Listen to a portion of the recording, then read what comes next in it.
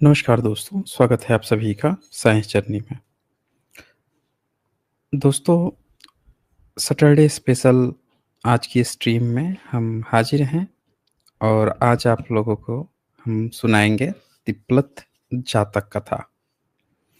तिप्लत जातक कथा एक ऐसी जातक कथा है जहाँ पे आपको ये ऐसा एक मैसेज मिलेगा जो आज की भी डेट में आपको जानना कितना ज़रूरी है। आज देखें आजकल परिवारवाद खूब चल रहा है।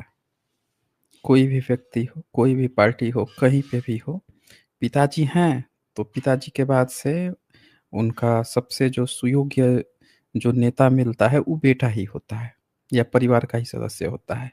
परिवार से बाहर का नहीं मिल सकता है।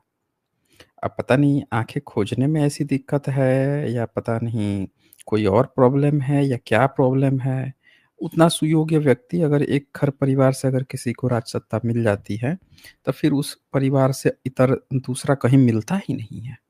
ना दूसरे जाति में मिलता है, ना दूसरे कास्ट में मिलता है, बस उसी परिवार में मिलता है भाई, सबसे सुयोग्य। तो कहने को डेमोक्रेसी है लेकिन नहीं, लेकिन ये जहाँ तक कथा आपको ये बताती है कि जब भिक्षु संघ था, तब भिक्षु संघ में बुद्ध के जो पुत्र थे, उनको शौचालय में रात गुज़ारनी पड़ गई थी। अब आप सोचिए कि एक संघ जो बुद्ध ने बनाया और बुद्ध का जो बच्चा भी है, वो कितना सामान्य जीवन जी रहा है संघ में।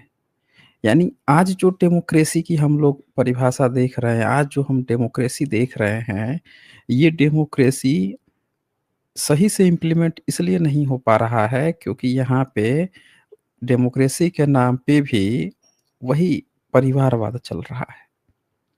समझ रहे हैं? जब भी इस तरह के सवाल उठते हैं तो हमेशा कुछ नई बातें ले आई जाएँगी सामने, कुछ दूसरे मुद्दे उठा दिए जाएँगे और ये मुद्दा खत्म हो जाता है। जबकि डेमोक्रेसी आप अमेरिका में देखिए, ऐसा नहीं है कि अमेरिका में भी जो राष्ट्रपति हैं उनके बच्चे-वच्चे नहीं बने हैं, कई बार बने हैं। जॉर्ज बुश का पता लगाइए, फैमिली पता लगाइए तो उसका भी कोई निकल ही जाएगा कि हाँ, इनके बाप-दादे कभी राष्ट्रपति थे, कुछ निकल ही जाएगा। भारत में भी इस तरह से परिवारवाद चलते रहता है, परिवार से बाहर टैलेंट नहीं मिलता है भई। कारण क्या है कि भारत में हमने जो धम्म था, जहाँ से उसने डेमोक्रेसी सिखाया, इक्वालिटी सिखाया, नेतृत्व करना सिखाया, उसको हम तरजीह देना बंद कर दिए हैं और हम जो है परिवारवाद, जातिवाद इसी में फँसे-बुने रह गए हैं। अब ये कथा जो है तिप्लत जातक कथा आप सुनेंगे तो आपको हैरानी होगी कि बताओ बुद्ध का जो बच्चा है राहुल, उनको वॉशरूम में रात गुज़ारनी पड़ गई। भई संघ में उनको जगह नहीं मिला, क्या कारण था भाई ऐसा?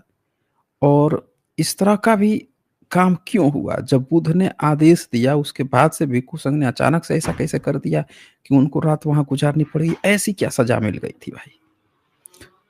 फिर हम उस अतीत घटना पर भी जाएँगे जो जैसा कि आप जानते हैं जातक कथाओं में एक वर्तमान कथा होती है और फिर उससे जुड़ी हुई एक अतीत कथा होती है जो बुद्ध के माध्यम से कहलवाई जाती है। चूँकि ये जो पूरा का पूरा सीलवग है इसमें अतीत कथा में हमेशा ही मृग आता है, तो इसमें भी मृग या हिरण आएगा ही आएगा। हम इसको आगे बढ़ेंगे उससे पहले मैं आप लोगों को ये लीगल डिस्क्लेमर दिखा देता हूँ। ये लीगल डिस्क्लेमर है जैसा कि आप जानते हैं, यहाँ पे जो भी बातें होती हैं, जो भी प्रेज़ेंटेशन होती हैं, जो भी डिबेट्स होती हैं, इसका उद्देश्य साइंटिफिक टेम्परामेंट को एनकरेज करना है। जो कोई भी बाहर से वक्ता आते हैं, जो भी डिबेट करने आते हैं, वो जो भी अपनी बातें रखते हैं, वो उनकी अपनी रिस्पॉन्सिबिलिटीज़ होती है। तो यहाँ पे अब सवाल ये आता है कि ये जातक कथा में वर्तमान कथा क्या है और अतीत कथा क्या है? हम वर्तमान कथा शुरू करें, उससे पहले मैं आप लोगों को बता दूँ कि 29 जून को जो हम लोगों ने तय किया हुआ है mega event, summer special mega event, जिसमें बहुजन महापुरुषों के लिए गीत संगीत के माध्यम से लोग पूरे भारत के हर कैटेगरी वर्ग के लोग, चाहे वो मुस्लिम ही क्यों ना हो, चाहे वो जनरल वर्ग से क्यों ना हो या ओबीसी, एससी, एसटी वर्ग से ही क्यों ना हो, हर तरह के फॉर्म हमारे पास आए हैं और हर लोग परफॉर्म करेंगे। तो अभी तक हम लोगों के पास 122 से ऊपर फॉर्म मिल चुके हैं और सब लोगों को मेल कर दिया गया है। सभी लोगों के पास मेल पहुँची हुई है और जिन लोगों ने भी अपना मेल नहीं चेक किया हुआ है, जिन लोगों ने फॉर्म भरा है, वो एक बार आप लोग देख लीजिए, अपना चेक कर लीजिए।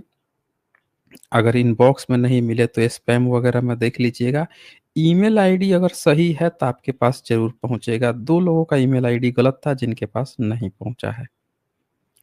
तो वो आप लोग टाइमली पहुँच जाइएगा, सारा चीज़ उसमें टाइम, डेट सब मेंशन है, हर एक चीज़ मेंशन है और कल आप लोग पार्टिसिपेट कीजिए, पार्टिसिपेट करके मेगा इवेंट में गिव अवे का हमारा रहता ही रहता है, जो पार्टिसिपेट करेगा, इस इवेंट को बड़ा कीजिए और ज़्यादा से ज़्यादा लोगों को जोड़िए, जुड़िए, सुनिए। आप भी सुनिए बहुजन समाज में किस तरह से लोग टैलेंटेड है, वो क्या बताना चाहते हैं, किस तरह से गीत संगीत के माध्यम से वो अपनी प्रस्तुति करते हैं। तो कल 7 पीएम से शुरू हो जाएगा, आप ज़रूर सब लोग जुड़ें। चलिए यहाँ पे हम आ जाते हैं अब जातक कथा पे। तो ये जो जातक कथा है, तिप्लथ जातक कथा, क्या कहता है इसमें? तो चलिए मैं किताब खोल देता हूँ। 16वीं जातक कथा है ये, 16। और ये जातक कथा बेसिकली कौशाम्बी जो जगह है, वहाँ पे वदरिकाराम विहार था। देखिए इसके नाम में भी लास्ट में राम आया है। जैसे संघाराम होता है, राम होता है, राम शब्द बुद्धिज्म का है प्रॉपर। आम। तो ये जो वदरिकाराम कौशाम्बी में जो था, जेतवन जैसे श्रावस्ती में था, राजगृह में आम्रवन था, ऐसे हर जगह-जगह पे बने हुए हैं, विहार बने हुए थे जहाँ पे शास्ता यानी कि तथागत बुद्ध रहते थे, भिक्षु संघ के साथ रहते थे, अलग-अलग समय पर जाया करते थे। तो जो राहुल थे, राहुल अस्तवीर, वो छोटे थे, उम्र कम थी और उन्होंने भी प्रतिज्ञा ले ली कि मैं तो रहूँगा, पिताजी के साथ ही रहूँगा, पिताजी से सीखूँगा कि भाई क्या ज्ञान-विज्ञान है, मैं भी सीखूँगा और मैं भी अस्तवीर बनूँगा। तो हुआ कि चलो ठीक है, आ गए। अब जो आलवी नगर था और वहाँ का आगल्य चैत्य जो था, वहाँ पे कथा चलती थी। दिन में बुद्ध जो हैं, तथागत बुद्ध जो हैं, वो उपदेश वगैरह देते थे, लोगों को बताते थे, ज्ञान-विज्ञान की बातें बताते थे, तो लोग आते थे। बहुत सारे उपासिका आते थे, उपासिकाएँ आती थीं, भिक्षुणी संघ आती थी, भिक्षुणियाँ आती थीं। सब लोग पुरुष और महिला हर एक व्यक्ति पहुँचते थे सुनने के लिए।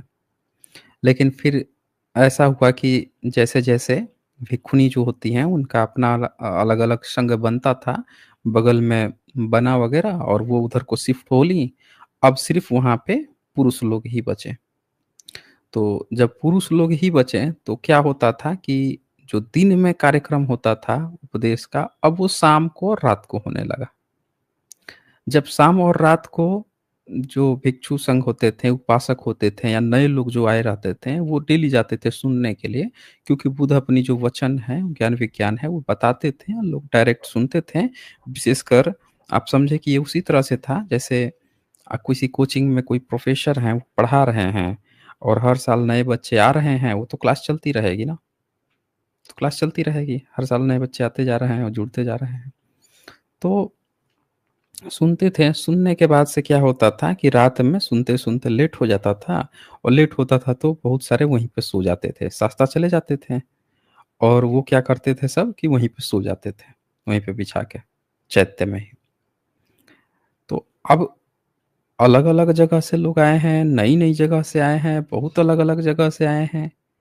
होता क्या था कि सोते-सोते कुछ लोगों को खर्राटे मारने की बीमारी थी। सोए-सोए मार रहा है, खर्राटा खींच रहा है, अगल-बगल के लोग परेशान हो रहे हैं। भई क्या क्या कर दिया ये तो जीना दुश्वार कर दिया है। आज भी बहुत सारे लोग खर्राटे मारते हैं। आप कभी जाइए, कभी ट्रैवलिंग में जाइए या कहीं ऐसे रिश्तेदार या कहीं फंक्शन वगैरह में जाइए, कभी सोने के लिए मल्टीपल लोग अगर साथ में हों, देखिए उसमें से कोई ना कोई खर्राटा खींच ही रहा होगा और खर्राटे खींचने से बाकी लोग डिस्टर्ब होते हैं। वो बंदा तो घोड़ा खींच के सो जाता है। उसको तो लगता है कि एकदम मज़े में, ये बीमारी होती है, इलाज करवाते नहीं हैं। तो उस समय भी ये सेम प्रॉब्लम थी और इससे क्या होता था कि बहुत सारे जो भिक्षु लोग थे, उनको डिस्टर्बेंस होती थी, ठीक है? इससे जो है बाकी के जो भिक्षु संघ थे, वो परेशान हो जाते थे। इसका इलाज पॉसिबल है, लोग इलाज नहीं करवाते हैं, इसको बीमारी ही नहीं समझते हैं और वो खर्राटे मारते रहते हैं और दूसरों को परेशान करते रहते हैं। तो जब इस तरह की परेशानी हुई, तो क्या हुआ कि लोग पहुँच गए बुद्धा के पास, तथागत बुद्ध के पास, शास्ता के पास पहुँचे। बोले कि इस तरह की प्रॉब्लम आ रही है, कोई सोते-सोते दाँत किटकिटाने लगता है, कट-कट करते रहता है, कोई जो है खर्राटा मारते रहता है, वैसे बाकी सब लोगों की नींद टूट जाती है, लोग परेशान हो जाते हैं, क्या किया जाए? तो उन्होंने तथागत जो थे, शास्ता थे, उन्होंने बोला कि शिक्षा पद जो है, उन्होंने शिक्षा पद की घोषणा कर दी। या और इस घोषणा का तरीका क्या हुआ कि सब लोग जो हैं, जिनको-जिनको जहाँ-जहाँ आवास मिला है, वहाँ-वहाँ पे जाइए, जाके वहाँ पे सोइए, यहाँ पे अब नहीं सोना है। ठीक है? अपने-अपने आवास पे जाइए, इतना आप वो मत हो जाइए कि यहीं पे जाके और आपको वहीं पे कथा सुने, वहीं पे सो गए, ऐसा मत कीजिए लोग। जैसे बहुत जगह पीएचडी में होता है ना, बच्चे काम करते रहते हैं, रात में वहीं पे सो जाते हैं बिछा-वछा के सब चीज़। सुबह उठ के नहा-धोआ के फिर से काम शुरू हो जाता है। होता है, क्या करेंगे? तो अब क्या होता है इसमें कि चले गए, तो जब चले गए, तो जो भिक्षु लोग थे, उन्होंने क्या किया कि राहुल भी वहाँ पे था, जो तथागत बुद्ध के बच्चा है, वो भी था। तो जब शिक्षा पद की घोषणा हो गई, तो सबको कहा गया भैया जिसका जहाँ आवास है वहाँ-वहाँ आप लोग चले जाएँ सोने के लिए। अब जो नए बच्चे आए थे, नए लोग थे, उनको आवास की घोषणा ही नहीं हुई थी। वो लोग कहाँ रहेंगे? अब ऐसे में ये नियम तो राहुल पे भी लागू हुआ कि नए लोग थे, इन पे तो अभी निवास की घोषणा ही नहीं हुई थी कि आपका निवास कहाँ है, आप कहाँ रहोगे? तो भिक्षु संघ ने इनको भी कह दिया कि भैया आपको भी, आप पे भी नियम लागू होता है, आपको भी ये फॉलो करना ही पड़ेगा, जाइए अब यहाँ से। अब क्या हो, अब ये जो राहुल थे शिक्षाकामी थे। शिक्षाकामी वर्ड का यहाँ मतलब है अपने पढ़ाई-लिखाई के लिए, अपने सीखने की लर्निंग जो प्रोसेस है, उसके लिए डेडिकेटेड होना। तो डेडिकेटेड थे। डेडिकेटेड थे तो अब क्या करें वो? तो उन्होंने क्या किया कि वहाँ से, अच्छा उसके पहले क्या होता था कि जब तक ये शिक्षा पद नहीं घोषित हुआ था, तब तक जो आम भिक्षु लोग हैं, वो क्या करते थे कि अरे! ये तथागत के बच्चे हैं, तो बड़ा उनको रिस्पेक्ट देते थे। तुरंत ही आएँगे तो चारपाई बिछा देंगे, पूरा वो दे देंगे, तकिया वगैरह दे देंगे, चीवर दे देंगे, लीजिए बैठिए आराम से। बड़ा अच्छे से खूब आवा-भगत होता था। अब शिक्षा पद लागू हो गया, नहीं भई, इस तरह का तो उन पे भी ये नियम लागू हो गया, अब क्या करें? तो अंततः भिक्षुओं ने उनको निष्कासित कर दिया। चलें भाई, अब हम कुछ नहीं कर सकते इसमें। अब वो क्या करता? राहुल तो छोटे हैं, क्या करें? सोच रहे हैं कि राहुल तो दसबल, दसबल कहा जाता था तथागत बुद्धा को। दसबल जो शब्द है, आजकल अगर आप ध्यान से देखेंगे तो लोग रावण को कहते हैं। दसबल बेसिकली जिसमें उसको 10 सिर के कारण कहा जाता था, 10 परिमिताएँ हैं। तो तथागत बुद्ध जो हैं, उनको भी दसबल कहा जाता है, कहते हैं कि दसबलधारी के हमारे पिता हैं और हमारे गुरु जो हैं वो धम्म सेनापति हैं। धम्म सेनापति कौन है? तो सारिपुत्र थे, मतलब धम्म सेनापति, और महामोगदलयायन उनके आचार्य थे। अब उनके चाचा जो हैं वो आनंद अस्थवीर थे। अब जिनका इतना बड़ा नाम है वहाँ पे, उस बच्चे को भिक्षु जो है निकाल रहे हैं वहाँ से। चलो भैया यहाँ पे चलिए अब। अब आप इसी से सोचिए कि संघ में कितना वो था, नियम कितना वो था कि आप, परिवारवाद नहीं था, कि आप इस परिवार के हैं तो आपको स्पेशल ट्रीटमेंट दिया जा रहा है। नियम लग गया यानी सबको बराबरी का लगेगा। क्या आज के समय में ये चीज़ें इक्वली लग सकती हैं? लेकिन परिवार का जो मोह है कि चीज़ें हमारे ही परिवार में रहें, हमारे ही जाति में रहे, ये जो मोह है ये बाहर नहीं निकल पा रहा है। और उस समय देखें इन पर लग गया, अब ये क्या करें, क्या करें? तो इन्होंने सोचा कि अब कहाँ जाएँगे इधर-उधर? इन्होंने सोचा जाता हूँ मैं और जो शौचालय है, शौचगार है, वच्चकुटी, वच्चकुटी कहा जाता है पाली में, तो वच्चकुटी में अब मैं रहूँगा।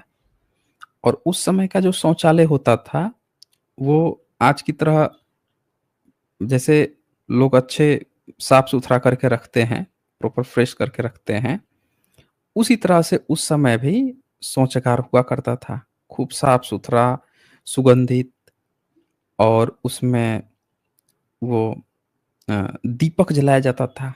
रात भर दीपक जलता था, साफ-सुथरा रहे, किसी को प्रॉब्लम ना हो, तो ऐसा था। तो इन्होंने कहा है कि आज मैं चलता हूँ और आज तो मैं शौचागार में ही रहूँगा। तो और वहाँ पे तो कोई आता-जाता उतना है नहीं, रात में तो सब लोग सो ही जाएँगे, मैं तो यहीं पर रह के काटूँगा। अब ये जो हैं जाते हैं और उसमें जाके घुस के सो जाते हैं। जब उसमें सो जाते हैं तब होता क्या है कि जो भिक्षु हैं, पूरा भिक्षु संघ जो ये नियम लगा दिए थे, अब ये लोग क्या करते थे कि कहीं पे कूड़ा वगैरह फेंक देते थे, कहीं पे कुछ भी फेंक देते थे और राहुल अगर जिस रास्ते से गुज़र रहे थे, वो इतने सीधे-साधे भोले-भाले थे कि लोग कह देंगे कि राहुल का काम है, राहुल ने ये सब किया है। तो कहते थे, "हाँ, हाँ, मुझसे ही शायद गलती हुई होगी", उसको साफ-सुथरा करके फेंक देते थे। तो राहुल तो बड़े वो थे, डिसिप्लिन्ड मैन थे। लेकिन उनके साथ इस तरह की चीज़ें होने लगीं, हो रही थी। अब क्या होता है, सुबह होता है। जब सुबह होता है, तो शास्ता जो है, पहुँचते हैं वॉशरूम में। वॉशरूम करने जब जाते हैं, तो देख रहे हैं क्या कि वॉशरूम तो बंद है, कोई लगता है भीतर है, तो उन्होंने खाँसा, तो भीतर से भी खाँसने की आवाज़ आई। तभी समझ गए कि भीतर जो है, कोई न कोई है। ये देखिए यहाँ पे। शास्ता ने अरुणोदय से पूर्व ही शौचालय के द्वार पर खड़े होकर खाँसा, तो आयुष्मान ने भी खाँसा। "यह कौन है? मैं राहुल हूँ", कहकर निकलकर प्रणाम किया। "राहुल, तू यहाँ किस लिए पड़ा है? रहने का स्थान न मिलने के कारण बनते?" भिक्षु पहले मेरा सत्कार करते थे, लेकिन अब आपत्ति दोषी होने के भय से मुझे निवास स्थान नहीं देते। सो मैं इस स्थान में औरों का दखल नहीं सोचकर यहाँ लेटा हुआ हूँ। ये बात कहते हैं।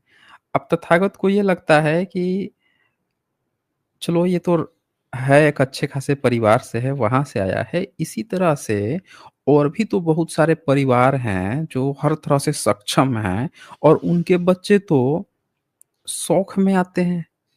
मतलब उन लोगों को तो किसी प्रकार की कोई कमी ही नहीं है और वो बच्चे भी कभी आएँगे और भिक्षु संघ उनके साथ इस तरह से ट्रीट करेगा, रहने के लिए जगह नहीं देगा, कहेगा कि नहीं अभी तो आप नए हो, आपको तो यहाँ स्थान नहीं है, आप जाइए और इस तरह से गुज़ारेंगे और तो इस तरह से तो संघ की काफ़ी मतलब बदनामी होगी, नियम सही नहीं लग रहा है। तो उन्होंने सोचा इसमें ना कुछ मॉडिफ़िकेशन करते हैं, क्या किया जाए इसमें?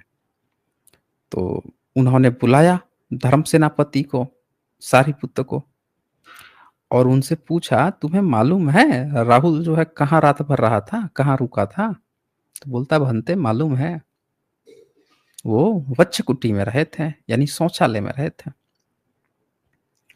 तो तथागत बुद्ध कहते हैं, "सारिपुत्त, राहुल को अगर इस प्रकार जिस तरह से छोड़ दिया गया, इसी तरह से आप बताइए और भी तो कुल प्रतिष्ठा के लोग आएँगे, वैसे बालकों को प्रवजित करके आप क्या करोगे फिर? हुँ? यह हाल रहने पर इस शासन में प्रवजित प्रतिष्ठित नहीं होंगे, अगर इस तरह से चलता रहा तो। इससे आगे अनुसंपन्न को 1-2 दिन अपने पास रहकर तीसरे दिन उनका निवास स्थान मालूम कर उन्हें वहाँ पे बसाओ। नियम बनाते हैं कि जो भी नया बच्चा आता है, नए लोग आते हैं, उनको पहले 1-2 दिन आप लोग अपने पास रखो। फिर उसको निवास स्थान कहाँ ठहराना है, उसकी व्यवस्था करो। इस उपनियम को बनाकर फिर शिक्षा पद की घोषणा करो तब शिक्षा पद की घोषणा करो। ऐसे नहीं है। तो आप देखें कि एक-एक जो घटनाएँ उस समय घटी थीं तथागत बुद्ध के समय में, उसको जातकों में, ठीक है, इस तरह से संकलित किया गया है। अब बात ये हुई कि ये घटना जब बाहर फैलती, तो बदनामी होती, भिक्षु की भी बदनामी होती, हर तरह से बदनामी होती। प्लस ये बात जो बाकी के राज परिवार घरों से जो आने वाले बच्चे हैं, उन पर होता कि अरे! वहाँ पे तो हम लोगों को तो ऐसे छोड़ देते हैं ये लोग, बिल्कुल वही नहीं होता है, बिल्कुल ट्रीट नहीं किया जाता है, इससे भी दिक्कत होना था। तब उन्होंने बताया कि ये चीज़ दिखाने की कोशिश की कि ये जो राहुल बच्चा है, इसको आप ऐसे मत समझिए, ये बहुत शिक्षाकामी है।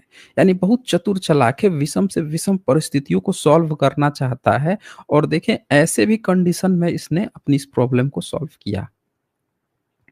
तो वो क्या करते हैं, इसको बताते हैं कि पहले भी इस तरह की घटना हुई है, पहले भी इस तरह की घटना जो है बोधिसत्व कर चुके हैं, किस तरह से हुआ है, अब सुनो ध्यान से। तो अब एक अतीत में लेके जाते हैं, अतीत कथा सुनाते हैं मृग में, कि एक मृग का परिवार था, जंगल में मृग थे। वहाँ पे पूरा का पूरा एक अ, आप समझे कि मृगों में बोधिसत्व का जन्म होता है और वो मृग अरण्य जो था, वो मगध नरेश राजगृह में था। तो वहाँ पे आपने जो पिछली जातक कथा सुनी थी, उसमें ये दिखाया गया था कि एक हिरनी ले जाती है बोधिसत्व के पास अपने एक बच्चे को, कहती है इसे सिखाओ, और वो बच्चा ना उपेक्षा करता है। सीखने जाता है लेकिन उपेक्षा करता है, लेट करता है, सीखता नहीं है। तो लगातार जब उपेक्षा करता है तो वो कुछ भी सीख नहीं पाता, बोधिसत्व फिर उसको ध्यान नहीं देते हैं और फाइनली वो फँस जाता है शिकारी, या शिकारी फँस जाता है तो उसका मांस काट के लेके जाता है। ये जो जातक कथा है, तिप्लथ जातक कथा, इसमें अब दिखाया गया है क्या हो जब कोई मृग जो है अगर बोधिसत्वों से नियम कानून सीख ले। जैसे अभी बहुजन समाज के बच्चों पर बहुत अत्याचार होता है। अभी यादव समाज के आपने देखा कि कैसे सर मुड़ा दिया गया और सर छील दिया गया, उनकी चुटिया काटी गई। एक ब्राह्मणी का मूत्र लाकर उनके सर पर छिड़का गया। उन्होंने प्रेस कॉन्फ्रेंस में भी ये बात कही और किस तरह से उनके साथ ट्रीट हुआ। बाबा साहब पे लिख के गए हैं कि कैसे पैर में कमर में झाड़ू बाँध देते थे, गले में मटका लटकाते थे। उससे भी बुरा हाल इन लोगों ने किया यादव समाज का, जब एक ब्राह्मणी का मूत्र उसके सर पे छिड़काव किया शुद्धिकरण करने के लिए। ये बात वो खुद यादव बता रहे हैं प्रेस कॉन्फ्रेंस में। अब आप सोचिए कि इतनी सारी प्रॉब्लम है, इस प्रॉब्लम का सॉल्यूशन भी अवेलेबल है लेकिन कोई सीखना नहीं चाह रहा है। और ये जातक कथा आपको इस बात पर फ़ोकस करती है, जो पिछली जातक कथा थी उसमें भी दिखाया कि क्या हुआ जब उसने बोधिसत्व की बात नहीं मानी, उस प्रॉब्लम को सॉल्व नहीं किया, क्योंकि भेड़िया बैठे हैं ना, शिकारी तो बैठा है शिकार करने के लिए। और भारत का एससी एसटी ओबीसी समाज जो है वो क्या है, शिकार है, जिसका शिकारी शिकारी कौन है, तो शिकारी है पूरा जनरल वर्ग जो शिकार करते आ रहे हैं, जातिवाद के नाम पर, डिस्क्रिमिनेशन के नाम पर, सत्ता शोषण हर चीज के नाम पे ब्राह्मण जो है, ब्राह्मणवादी सब शोषण करते आ रहे हैं। तो ये जितने भी डिस्क्रिमिनेशन की घटना हो रही है, इसमें आप समझिए कि इसमें शिकार कौन है, बहुजन वर्ग है, एससी एसटी ओबीसी। शिकारी कौन है, तो ये ब्राह्मणवादी हैं सब। सॉल्यूशन क्या है? अल्टीमेट सॉल्यूशन क्या है? क्या इस पर किसी ने काम किया है? तो बहुजन महापुरुषों ने काम किया है। क्या जो मान रहा है, जो नहीं मान रहा है, वो इसी तरह से शिकार हो रहा है डिस्क्रिमिनेशन का। और जो मान गया है, जो बाबा साहब की बात मान गया, जो बुद्ध फुले पेरियार जी की बात मान गया, उसकी प्रॉब्लम सॉल्व हो गई है। तो इसमें अब सॉल्व दिखाया गया कि आपको अगर वो सीख जाते हो आप कि शिकारी से आपको कैसे बचना है, तो आपकी प्रॉब्लम सॉल्व हो जाएगी। तो यहाँ पे क्या होता है, अपने भांजे को ले जाती है बोधिसत्व के पास और कहती है कि अपने भाई से कि भाई इसको मृग माया सिखा भाई। मृग माया यानी कि एक हिरण को किस चीज से खतरा है, शिकारी से खतरा है। वो जहां देखेगा मार देगा, मांस खाएगा खाएगा। तो इसको तू सिखा कि कैसे उनसे बचेगा। हमें बहुजन समाज को यही चीज़ पे तो काम करना है कि कैसे हम इन भेड़ियों को जड़ सहित जातिवाद इनके बत्ती बना के, इनके मुँह पर चिपका के इनको पार्सल कर दें। कैसे? हम स काम ही नहीं कर रहे हैं सीखने पे।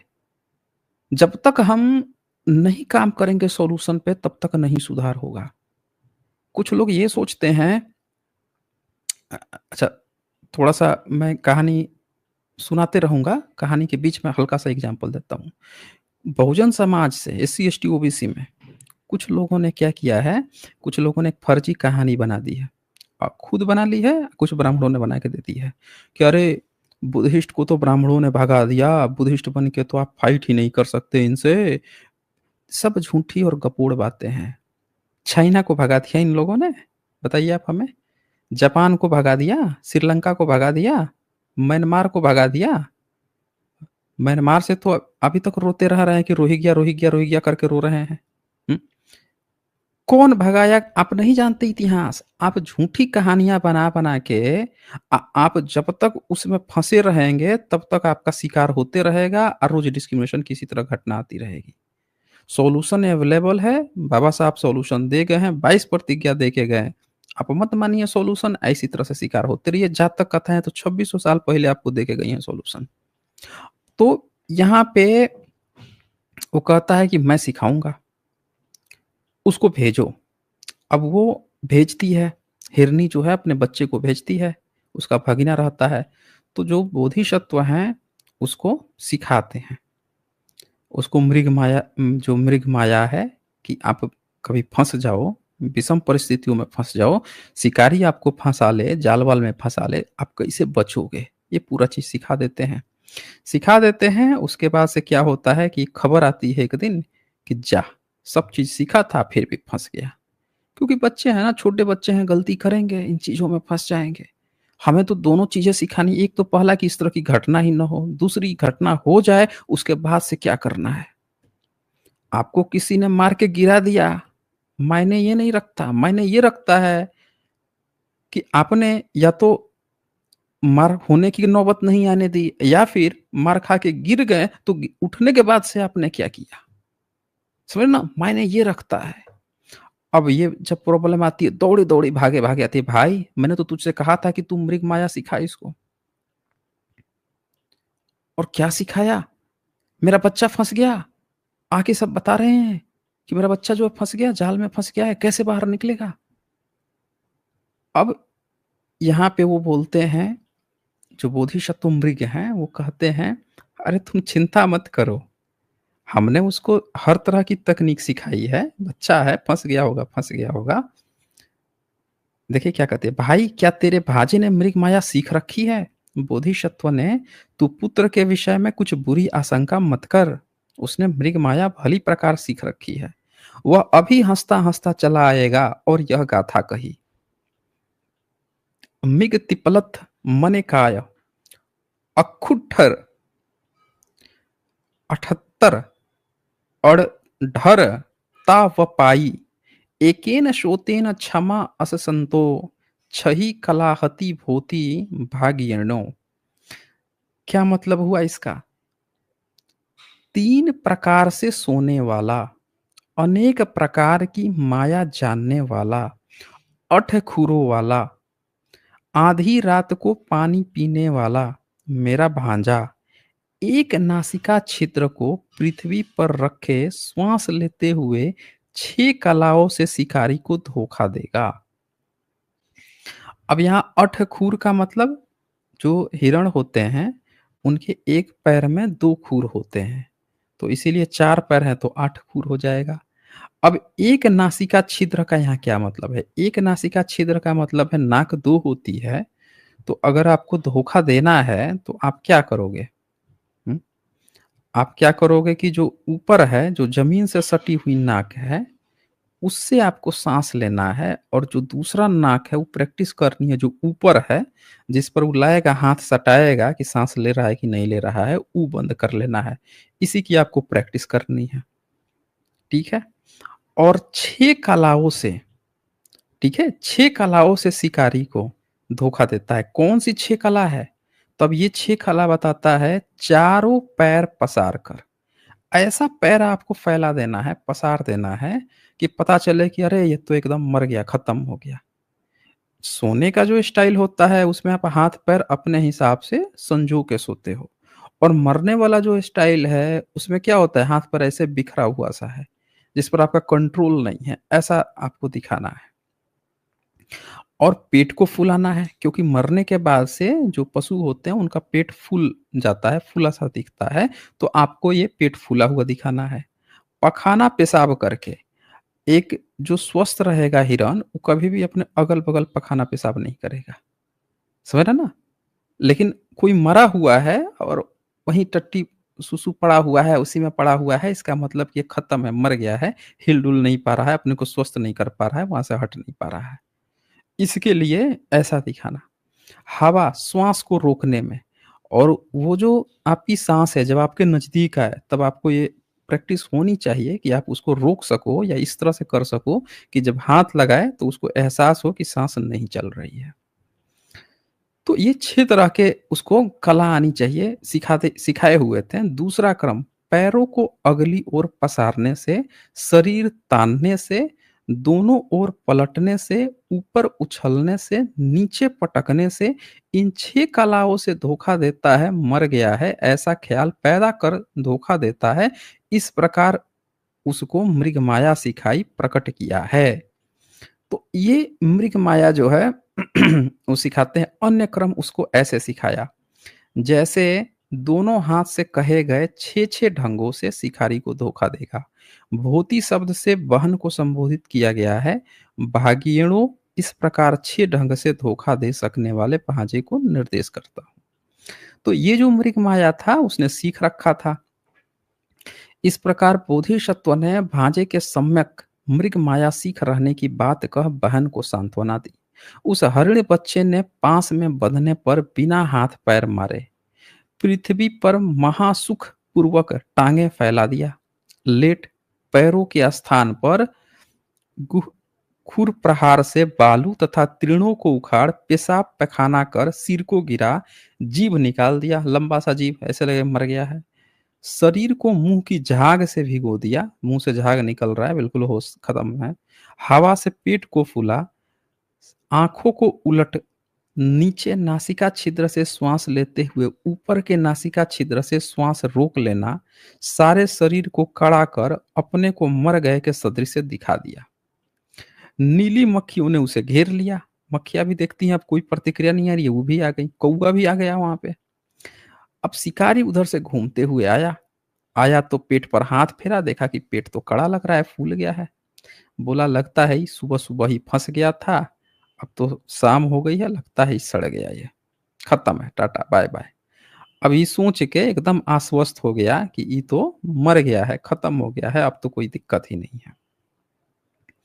बस उसने क्या किया कि आराम से जाला जो है, उसको जाले को काटा और जाले को काट कर उसने अपना समेटने लगा, समेट के गया उसको रखने के लिए और तब तक हिरण का बच्चा जो है, फटाक से चारों पैर पर खड़ा हुआ, शरीर को ताना, गर्दन को पसार एकदम छू मंतर हवा में ऐसे गायब हुआ, पहुँच गया अपनी माँ के पास। तो शास्ता ने भिक्खु और राहुल अब भी शिक्षाकामी नहीं है। अब भी शिक्षाकामी नहीं है, पहले भी शिक्षाकामी ही रहा है। मतलब कहते हैं कि जो राहुल है, मेरा बच्चा जो है, वो अभी ही नहीं, पहले भी शिक्षाकामी रहा है। इस धर्म देशना को ओवरऑल आप देख के आप सोचो, जो अभी मैंने आपको स्टोरी सुनाई, उसमें जो भांजा हरिण बच्चा था, वो राहुल है। उसकी माता उत्पल वर्णा थी। अब माया मृग तो मैं था जो ये सब सिखाया था। इस तरह से कह के ये जातक कथा समाप्त होती है।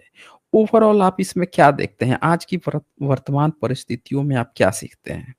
इसमें ये सीखते हैं कि आपके पास विषम से विषम परिस्थितियाँ हो सकती है। एक पेड़-पौधा जो होता है, उसको पूरी दुनिया जो है उजाड़ने के लिए, उखाड़ने के लिए पशु-पंछी भी उसको चर जाएँगे जब छोटा रहेगा तो। समझ रहे हैं? उसको चर जाएँगे, खत्म कर देंगे। तो उसके लिए हमें ना बाड़े लगाने होते हैं, उसको बचाने के लिए और एक बार अगर वो पेड़ बच गया, तो जब बड़ा हो जाता है, तो उसी पेड़ के नीचे वही पशु-पंछी और लोग जाके क्या करते हैं? आराम करते हैं। गर्मी के दिनों में राहत की साँस लेते हैं, ऑक्सीजन देता है, सबको जीवन देता है।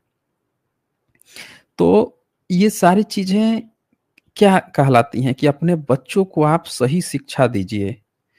आप अपने बच्चों को सही शिक्षा नहीं दे रहे हैं, तो ये ब्राह्मणवादी भूखे भेड़िए जो हैं ना, ये सब शोषण कर रहे हैं। रोज़ खबर आ रही है, रोज़ खबर आ रही है, हर एक रोज़ आती है, हर मिनट, हर पल आप जब उठाइए, जिधर उठाइए, एक ना एक शोषण, बलात्कार, इस सब की घटना आती ही आती है, जिसका शिकार कौन हो रहा है? सबसे ज़्यादा बहुजन वर्ग हो रहा है। तो ये जातक कथा आपको ये सिखाती है कि प्रॉब्लम्स पहले भी थी, आज भी हैं। हमको उन प्रॉब्लम से फाइट करने के लिए जो आइडियल मेथड हमारे महापुरुषों ने बता के गए हैं, उसका हमको पालन करना है, उस पर हमको चलना है। आप बैठ के कमी निकालते रहिएगा कि नहीं, नहीं, नहीं, इसमें तो कुछ ये है, उसमें तो कुछ ये है, हम ही बहुत चालाक हैं। फिर डिस्क्रिमिनेशन का के रोना रो रहे हैं, रो भी रहे हैं कि हमारे साथ बहुत डिस्क्रिमिनेशन हो रहा है, हमारे उसके साथ, हमारे जाति के साथ बहुत डिस्क्रिमिनेशन, लेकिन फिर भी आप सॉल्यूशन दे के गए हैं और सॉल्यूशन आज़मा नहीं रहे हैं। रो रहे हैं और फिर कमी भी निकालते रहे, अरे उसमें ऐसे थोड़ा ही हो पाएगा, उसमें ये सुधार हो पाएगा, वो कमी भी निकाल दिए और फिर आप कर भी नहीं रहे हैं। तो कहने का मतलब कि सारी चीज़ें सॉल्यूशन आपके पास है, जल्द से जल्द आप उसको अपना लेंगे, बच जाएँगे। चलो मैंने लिंक भी दे दिया है, अभी हम लोगों के पास 15-20 मिनट, 25 मिनट टाइम है, जिसको भी अगर अपनी कोई बात कहनी हो, बहुत इम्पोर्टेंट बात कहनी हो, वो यहाँ पे जुड़ सकते हैं, कह सकते हैं। समय कम होता है क्योंकि ये हम लोग की स्पेशल स्ट्रीम है, जातक कथा स्पेशल स्ट्रीम है, तो इसीलिए। अच्छा, यहाँ पे सचिन रोकड़े लिखते हैं, Buddha Bodhisattva and Arihant are teacher level. हाँ, हाँ जी, टीचर मतलब आप इस तरह से कह सकते हैं, टीचर लेवल तो सब कोई है। भिक्षु संघ में हर व्यक्ति ही एक तरह से टीचर ही है। जो भी कोई सामने नया बंदा जो आएगा उसके लिए सब के सब जो हैं टीचर ही हैं। उसका एक रैंक है और जिसमें जितना ज्ञान होते जाता है उसका रैंक बढ़ते चला जाता है। अच्छा, इसके बाद से यहाँ पे कुक्कू लिखते हैं, सर जी मैंने सनातन पर सॉन्ग बनाया है, क्या यह चलेगा? आप देख लीजिएगा कि आपका क्या कौन-सा सनातन है, क्या सनातन है, किस चीज़ से रिलेटेड है, तभी चलेगा और नहीं तो फिर वो फ्लॉप कर जाएगा। अच्छा, यहाँ पे डोमो जो है लिखते हैं, सर जातक कथा का किताब कहाँ से खरीदें? जय भीम। जातक कथा की किताब तो मुझे नहीं पता कि मार्केट में मिलेगी कि नहीं मिलेगी, ठीक है? मार्केट में कुछ लोगों ने लिखा है लेकिन बड़ा समराइज़ कर दिया है, छोटा कर दिया है, तो उसमें कुछ-कुछ दिक्कतें आ जाएँगी, कुछ ब्राह्मण हालाँकि मधुर पिपलायन की एक किताब है, मधुकर पिपलायन की, उसको भी आप देख सकते हैं। उन्होंने समराइज़ करके लिखा है, वर्तमान कथा नहीं दिया है। सीधे-सीधे अतीत कथा लिखा है, लेकिन थोड़ी शब्दावलियों पर आपको ध्यान देना होगा। शब्दावलियों से हो सकता है आप थोड़ा-सा मिसलीड हो सकते हैं। चलिए यहाँ पे देखें कौन आए हैं, सत्या प्रकाश सिंह आए हैं, इनको मैं ऐड करता हूँ। हाँ जी, सत्या प्रकाश सिंह, बताएँ क्या कहना चाहते हैं? जय भीम सर। हाँ जी, जय भीम। जी, बताइए। सर मैं काफ़ी समय से वीडियो देख रहा था। बहुत अच्छा जर्नी है आपकी। और जी, जी। मैं भी अम्बेडकर राय ही हूँ। हुँ, हुँ। बाकी मैं देख रहा था कोई किस तरीके से ज्वाइन होते हैं, क्या है, मैं किसी लोगों को ज्वाइन कराऊँ तो किस तरीके से, तो इसलिए आना चाहता अच्छा, अच्छा जी, ओके, ओके। तो आप तो सीख हूँ। गए जय ना, भीम। कैसे जॉइन होते हैं? जी, जी। जी सर, जी। हाँ, ठीक है, सर ठीक है। टाइमिंग क्या है? कब-कब है ये? टाइमिंग देखें, सैटरडे को 7:30 पे साई जर्नी पे होता है और बाकी के 3 दिन ट्यूसडे, थर्सडे और संडे 7:30 से रेशनल वर्ल्ड पे होता है और बाकी के जितने भी दिन हैं, उसमें क्लिप्स डिबेट क्लिप आती रहती हैं, जो डिबेट हुई रहती हैं, वो क्लिप पड़ती हैं शाम को। जी, जी सर। हुँ, जय ठीक है। जय भीम। चलें, इसके बाद से है भाई कोई और किसी को कोई इम्पोर्टेंट बात रखनी हो? यहाँ पे कोई छैल बिहारी आए हैं। हाँ जी, छैल बिहारी, बताएँ क्या कहना चाहते हैं? क्या आप हमें सुन पा रहे हैं? छैल बिहारी, क्या आप हमें सुन पा रहे हैं? चलें, इनका ऐसे ही लग रहा है। और यहाँ पे महादेव चलवादी कोई आए हैं। हाँ जी, महादेव चलवादी, बताएँ क्या कहना चाहते हैं?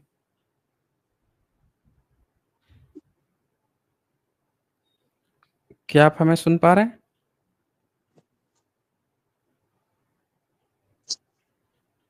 देखिए, इनकी भी साउंड हेलो। आप लोगों को नहीं आ रही होगी। हाँ जी, बोलिए। आप कुछ बोल रहे हैं? देखिए, इनकी भी साउंड गायब है। और यहाँ पे कोई सिद्धू आए हैं। हाँ जी, सिद्धू, बताएँ क्या कहना चाहते हैं?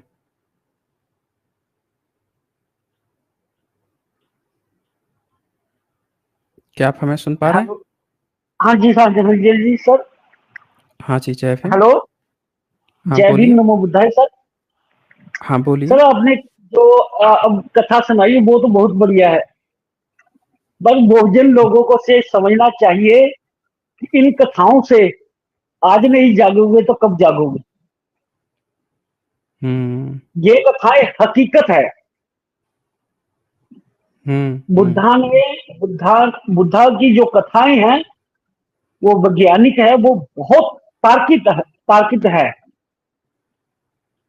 और हम हुँ, हमारे भोजन लोगों को समझनी चाहिए। अभी आपने खबर देखी होगी सर कि जो अ, अब अपने जागवों की चौकी काटी है। हुँ, हुँ। बिल्कुल सही। पहले पहले जो उनका उनके उनके साथ जब रात को ये कांड हुआ, हुँ, हुँ, सुबह ही उन्होंने ये प्रेस में पूरे पूरे सही बयान दिए। हुँ, प्रेस में पूरे उन्होंने बयान सही दिए। और उन बयानों को कैसे बदला गया, उनका आधार कार्ड कैसे बदला गया, उनको कैसे सारी रात पर तारीफ किया गया। हुँ, हम लोग भोजन लोग इन लोगों के साथ है, पर ये लोग समझ नहीं रहे हैं सर। हुँ, ब्राह्मणवादी ये लोग अब अभी देखिए ना कि उनका जो वो अपने मिनिस्टर है वो उनको क्या कह रहा है। उनको ढोलक लेके दे रहा है, उनको हारमोनियम लेके दे रहा है, उनको 5100 रुपया 51,000 रुपया दे रहा है। उनके लीडर की हुँ, सोच देखिए सर क्या है। वो हुँ, अपने हुँ, लोगों को किस तरफ लेके जा रहा है सर। अपने हुँ, समाज को, अपने ही जाति के लोगों को किस तरफ लेके गया है। जब वो मुख्यमंत्री था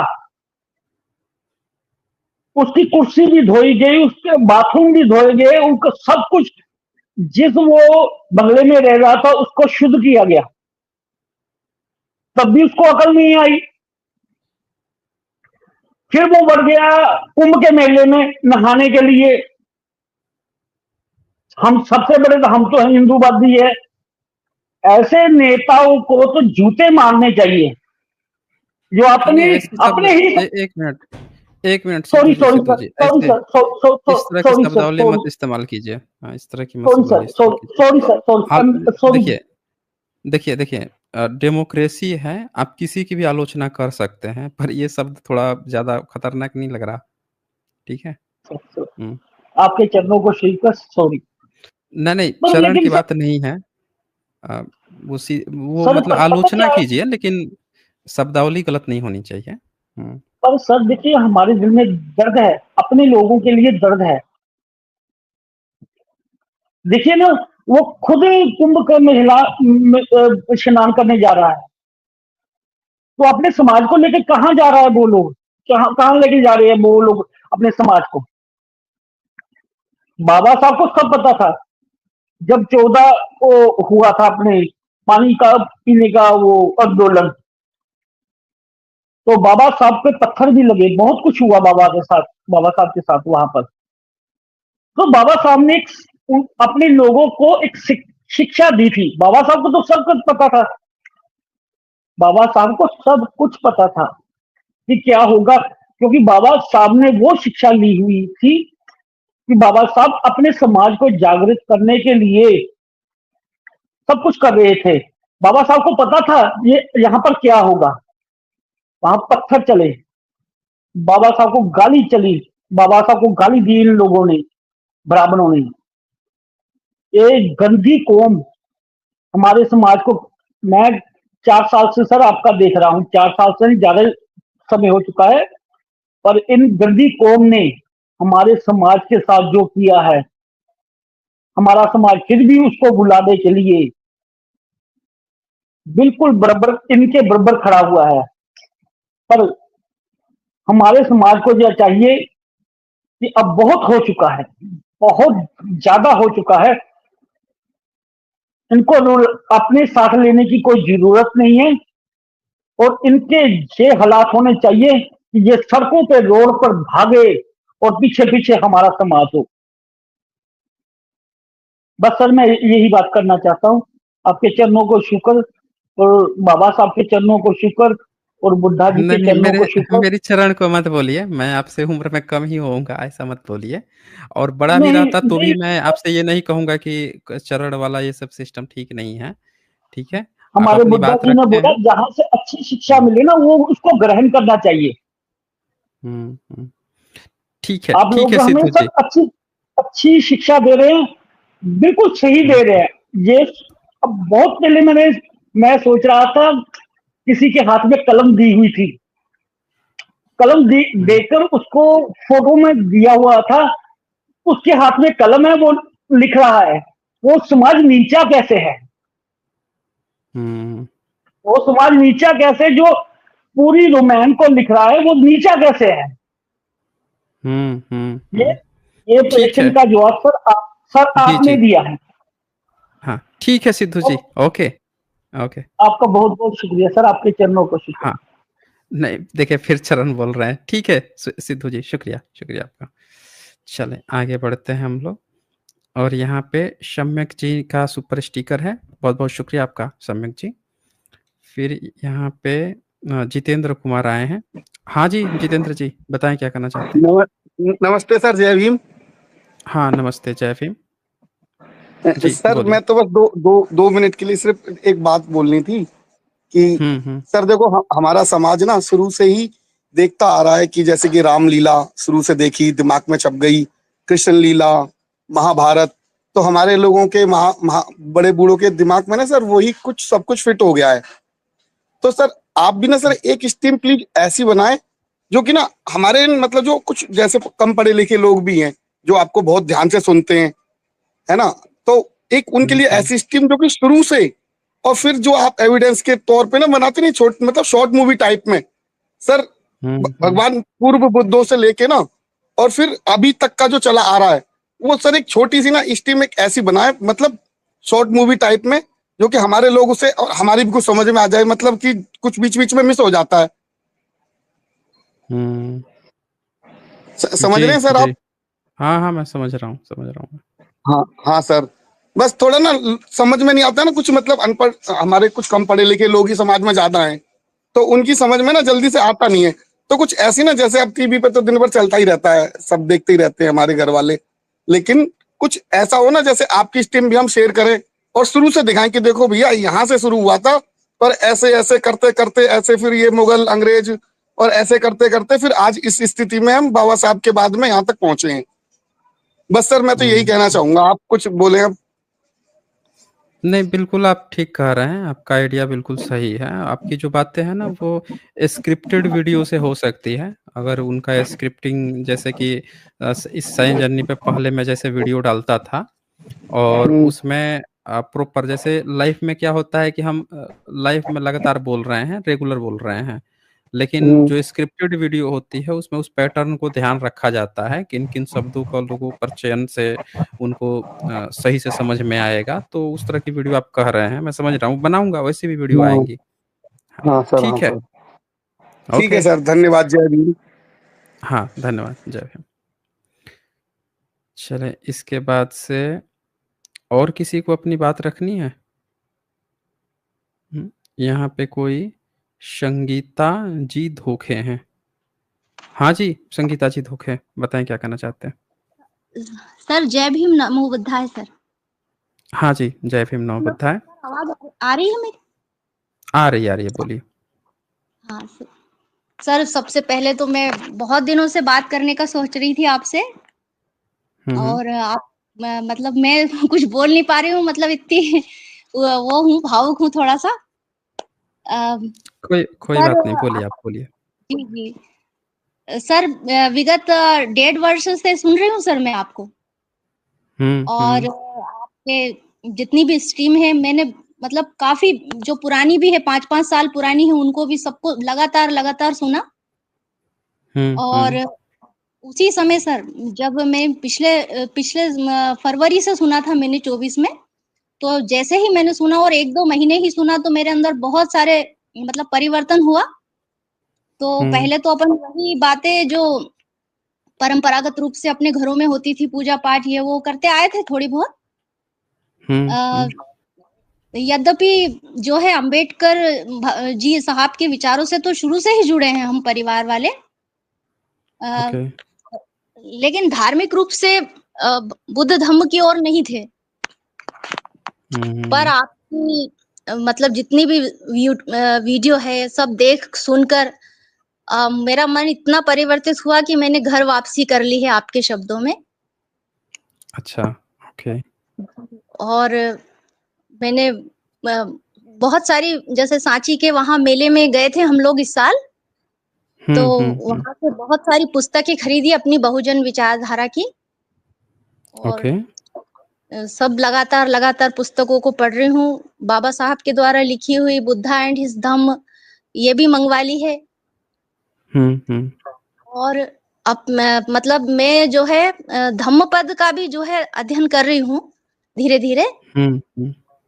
मतलब बहुत कहने बढ़िया। का ये है सर कि मैंने पूरी तरह से दीक्षा भले ही ना ली हो, लेकिन मैं पूरी तरह से भगवान तथागत बुद्ध के विचारों से, उनकी शिक्षाओं से और उनके ज्ञान से मतलब बहुत प्रभावित भी हूँ और उनके पथ पर भी चलने का प्रयास कर रही हूँ। जी, यही ज़रूरी है, संगीता जी यही ज़रूरी है। कोई बुद्ध की विचारधारा पे जब पूरी तरह चल लेगा, फिर उसको इस बात का मतलब ही नहीं रह जाएगा कि आप मुझे क्या कहते हैं। आप मुझे हिंदू कह रहे हैं, आप मुझे बुद्धिस्ट कह रहे हैं, आप क्या कह रहे हैं वो आपकी शब्दावली है, हम तो तथागत बुद्ध के हैं भई। वो जी साफ-साफ सर, वो अंदर से आ जाएगा। हुँ, हाँ सर, और क्या है जो भी बुराइयाँ थी भीतर धीरे-धीरे उनको प्रयास कर रहे हैं कि दूर हो, जैसे गुस्सा ज़्यादा करना कभी-कभी हो जाता है, अपना मानवीय जीवन है हमारा। हुँ, हुँ।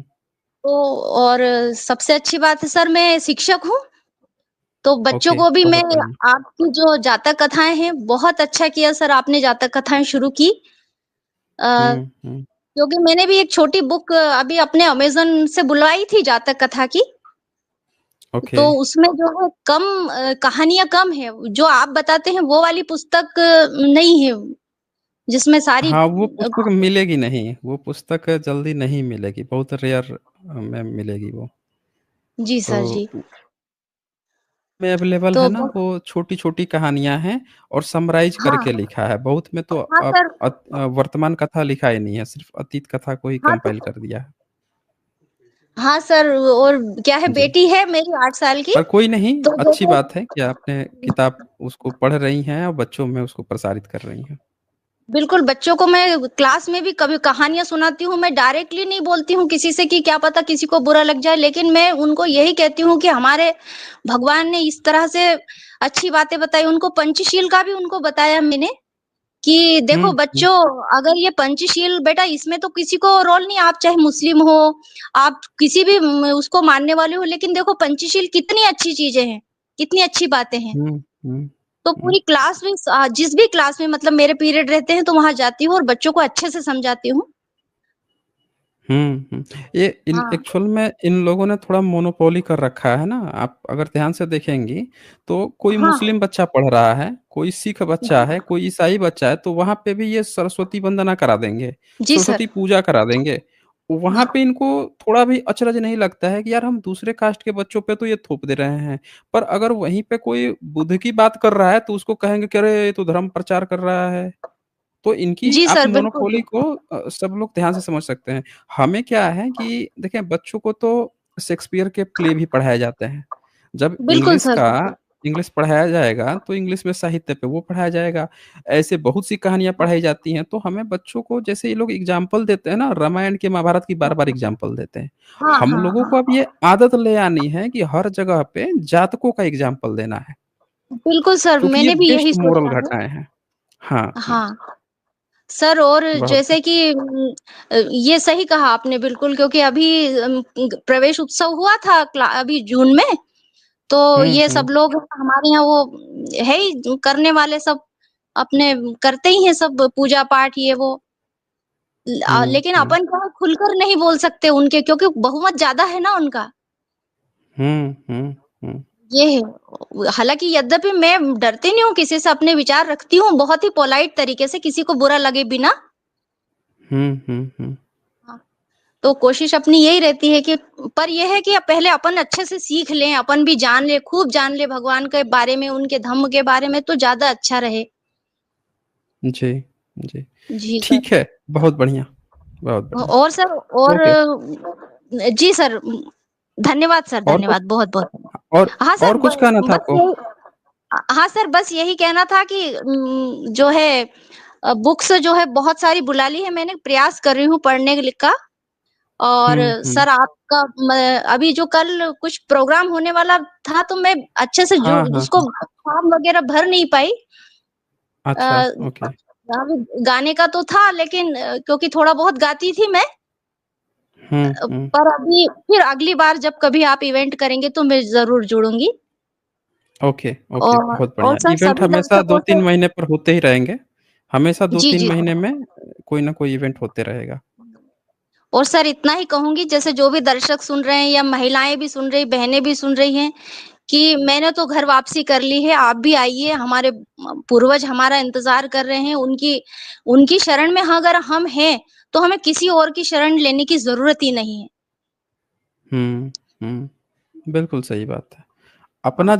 अपने ज़मीन से जुड़े हुए लोग और हम भी इसी ज़मीन के। और बिल्कुल सही। बिल्कुल सर, सर कल आपने कल तो नहीं परसों शायद आपने पुरानी कोई स्ट्रीम थी जो कबीर साहब पर थी, हुँ, तो हुँ, वो हुँ। भी मैंने पूरी सुनी, तो उनकी सुनकर तो मुझे बहुत ही वो लगा कि क्योंकि सर हमारा परिवार थोड़ा कबीरपंथी रहा है मतलब।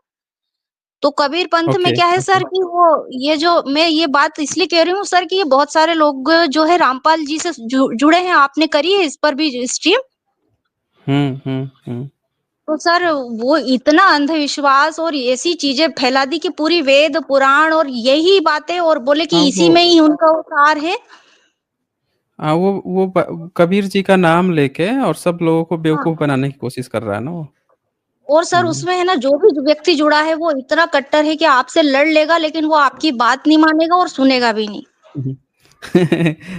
उनका हाल वो आसाराम वाला है ना, जब आसाराम को जेल में डाला जा रहा था, तो हाँ, उसके भक्त सब उसको कह रहे थे, नहीं-नहीं ये गलत है। सारा चीज़ आरोपित है, सब चीज़ है, फिर भी हाँ, वो हाँ। उसके पीछे चढ़े पड़े हुए थे।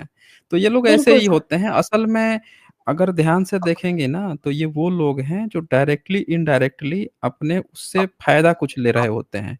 इसलिए उसके बिल्कुल, समर्थन बिल्कुल। में इनको लगता है कि इनका ना रोटी-पानी दाना चला जा रहा है, ऊ जाएगा और तो। सर मैं आपको बताऊँ हाँ। कि उसमें इतना मतलब डर है कि क्योंकि मैं उसमें 1-2 बार गई थी वहाँ पर, तो वो है ना हुँ, स्वर्ग हुँ। नर्क का इतना डर दिखा देते हैं और गरीब लोग और बहुत सारे अपने ही समाज के भोले-भाले लोग जुड़ते हैं। तो सर हुँ, वो समझ हुँ। ही नहीं पाते कि ये क्या कह कबीर रहा है नाम और बड़ा इतना है ना, डरा देते हैं कि नहीं, नहीं निंदा नहीं करनी है। जी, जी। कबीर नाम बहुत तो बड़ा है, क्या जिसका है फ़ायदा हमारे उठा के ये लोग इस तरह का काम कर रहे हैं। हाँ। हुँ। बिल्कुल सर, ये तो सही है। अब उनसे पर ये है कि हम उनको छुटकारा कैसे दिलाएँ बस कुछ समझ में ही नहीं आता। क्योंकि हुँ, कोई व्यक्ति आपकी बात सुनेगा तभी तो समझेगा, वो सुनने के लिए तैयार नहीं। हुँ, हुँ, बिल्कुल। हुँ। अभी आप बहुत अच्छा काम कर रहे हैं सर, आपको बहुत-बहुत धन्यवाद, साधुवाद। हुँ, हुँ। जी, जी। ठीक है संगीता जी। ओके। आपसे बात करके बहुत अच्छा लगा सर। हाँ जी, ठीक है, शुक्रिया जी आपका। ओके। ठीक है। हाँ जी। जय भीम। अच्छा, यहाँ पे महेश सोनटके जी का सुपर स्टिकर है। सुशील देवी बौद्ध जी का भी सुपर स्टिकर है। इंडिया कंपैरिजन यहाँ लिखते हैं, आप इस तथ्य को कैसे समझते हैं कि ऋग्वैदिक संस्कृत विशेषकर मंडल 1 से 9 अवेस्ता से अधिक मिलती है? वैसे अवेस्ता की सबसे पुरानी पांडुलिपि भी 14वीं सदी की ही है। देखिए, अवेस्ता की एक जो बात है ना, उसमें ये साफ-साफ देखने को मिलता है कि जब इस्लाम घुसता है अगर ईरान में, तो वहाँ के अवेस्ता वाले जो हैं ना, वो भारत में आते हैं जब, तो पहली बार आके भारत में धर्म परिवर्तन कर लेते हैं। और जो 8वीं से 10वीं सदी वाले आते हैं ना, वो अपने साथ जैन अवेस्ता लेके आते हैं। लेकिन भारत में ब्राह्मणों का कहीं भी कोई वेद की किताब मिलती ही नहीं है, जबकि वो जैन अवेस्ता लेके आते हैं। इसका उनके पास प्रमाण है। यही नहीं, आप 7वीं 645 ईस्वी में वेनसोंग उनके बारे में लिखते हैं। वेनचो भी जब जाते हैं, वो लोग लिखते हैं, उनके बारे में बहुत सारे आर्टिकल्स मिलते हैं। उनके यहाँ लिखित प्रमाण जो है डेरियस का, ईसा से 500 साल पहले का मिलता है। तो आप ये सोचें ना कि उनके यहाँ लिखित सबूत जो है ईसा से 500 साल पहले का मिल रहा है, वेरीफाई हो रहा है, उनकी भाषा, लिपि, ये सारी चीज़ें मिल रही हैं। लेकिन भारत में जो भाषा मिल रही है, वो भाषा तो वेद की भाषा ही नहीं है, वो तो पाली-प्राकृत है, बुद्धिज़्म से मैच कर रही हैं। अब बुद्ध की बात चल रही है। आप दोनों चीज़ों को देखोगे, तो जैन अवेस्ता जो है ना, अगर आप सही ढंग से देखोगे तो ये माना जाता है कि जोरस्ट्र जो है ना, वो ईसा से जब डेरियस इंस्क्रिप्शन लिखवा रहे थे, तब जोरस जो था ना आपका ईसाई पारसी वाला, उस समय अस्तित्व में नहीं था। उस समय के बाद से धीरे धीरे स्टार्ट हुआ है, ये इतिहासकार लोग मानते हैं। तो इससे ये पता चलता है कि जो सम्राट अशोक के इंस्क्रिप्शन मिलते हैं, तो आपको ये मानना चाहिए कि सम्राट अशोक तक फिर इनका वेद नहीं था, कोई ऋग्वेद नहीं था। पहले भाषा आएगी ना, संस्कृत भाषा आएगी, फिर वो लिखा जाएगा ना। तो इससे ये प्रमाणित होता है। आप इन चीज़ों को देखें। फिर यहाँ पे वंश विद्या जी ने मेंबरशिप लिया है, शुक्रिया आपका। और किरण लिखते हैं, जब कोई घर वापसी करता है तो दिल को बहुत सुकून मिलता है। हाँ जी, बहुत बढ़िया। अमित उत्कर्ष यहाँ लिखते हैं, सर खिलेड़ी एक्सकेवेशन एक्सप्लेन करें तमिलनाडु का। देखिए, खिलेड़ी एक्सकेवेशन पे गवर्नमेंट ने, सेंट्रल गवर्नमेंट ने हाथ खींच लिया था 2018 के करीब में। वहाँ पे फिर स्टेट गवर्नमेंट ने कराया, वहाँ से जो सबूत मिले हैं वो मौर्यन से पहले के सबूत जा रहे हैं, जिससे एक बहुत बड़ा सच सामने आ रहा है कि यहाँ पे भारत में कोई वैदिक काल नहीं था, भारत में अपनी एक सिविलाइजेशन ऑलरेडी थी। ये सबूत आ रहा है, जिससे सब लोगों के ना होश उड़े हुए हैं, पेट्रोल छूट रही है। इन तमाम जो कपोड़ इन्होंने सिंधु सरस्वती वैदिक काल का जो फैला रखा था, उसके होश ठिकाने लग गए हैं उस सभ्यता से।